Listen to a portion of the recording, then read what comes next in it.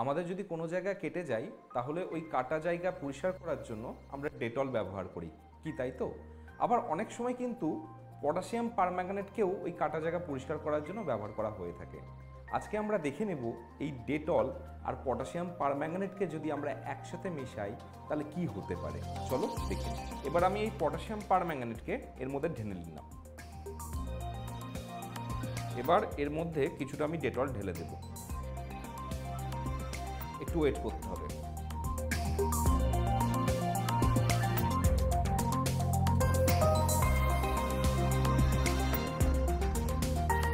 তাহলে তোমরা দেখতে পেলে যে পটাশিয়াম পারম্যাঙ্গানেটের সাথে ডেটলের এক্সোথার্মিক রিয়াকশন হলো, যার জন্য পুরো রিয়াকশন মিক্সচারটা ফুলে ফেপে উঠেছে।